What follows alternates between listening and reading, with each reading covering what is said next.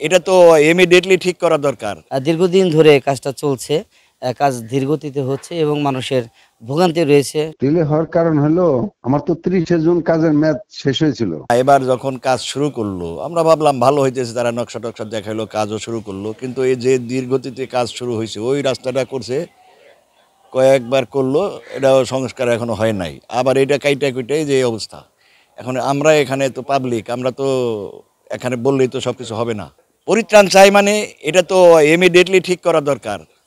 দেখেন এই রাস্তাটার জন্যে শহরের যে রাস্তা, রিক্সা, ভ্যান কি অবস্থা দাঁড়াইছে। এই রাস্তাটা খোলা থাকলে এতটা চাপ ওখানে হইতো না। যে সিস্টেমে করা দরকার, ওখান দিয়ে গাড়ি যাইব, এখান দিয়ে রাস্তা দিয়ে গাড়ি যাবো, ওই শহরের রাস্তাটা ক্লিয়ার থাকবো। এখন তো যে জাম হয় ওই ভিতরে যায়, দেখেন অবস্থা। এই যে আমাদের বাসায় থেকে বের হইতে হলে, বাজার করতে হলে হাইটে যাইতে হয়, হাইটে আসতে হয়। আবার বৃষ্টি নামলে পানি পড়ে তো এখানে হয়ে যায়, চলাফেরারই অবস্থা থাকে না। এটা এই ইমিডিয়েটলি পদক্ষেপ নেওয়া দরকার। ডিসি মহোদয় আছে বা যারা এটার সাথে সম্পৃক্ত তাদেরকে বইলে এটা ইমিডিয়েটলি ঠিক করা দরকার। এনজিওর কিস্তি প্রথমবার বিকাশ পেমেন্ট করলেই ২০ টাকা ইনস্ট্যান্ট ক্যাশব্যাক। আমি যেটা মনে করি সেটা হলো যে কোনো একটি কাজ শুরু হবে, শেষ হবে একটা নিয়মের মধ্য দিয়ে হবে। কিন্তু আমরা দেখছি যে এটা দীর্ঘদিন ধরে কাজটা চলছে। কাজ ধীরগতিতে হচ্ছে এবং মানুষের ভোগান্তি রয়েছে, শুনছি অনেক অনিয়মও রয়েছে।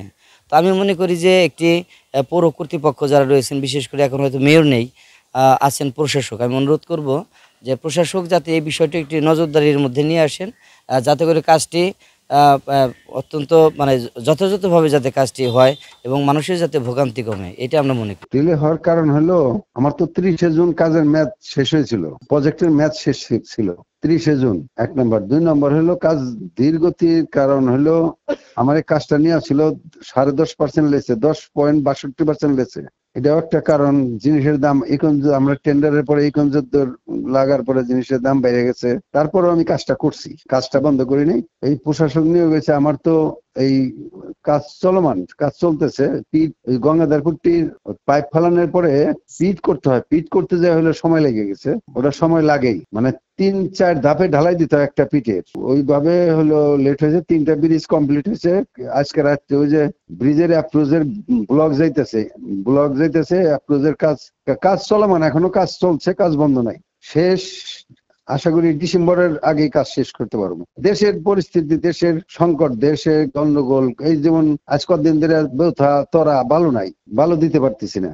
এই সব কারণের জন্য আরো কাজের কাজের কোয়ালিটি নিয়ে আমি ১০০%ই করতে পারি। কাজের কোয়ালিটি কোথাও কোনো খারাপ নেই। প্রজেক্টের ২জন লোক এখানে আছে, প্রতিনিয়ত ঢাকা থেকে, একদিন পর পরই ঢাকা থেকে এসে প্রজেক্টের লোক এসে দেখে তদারকি করতেছে।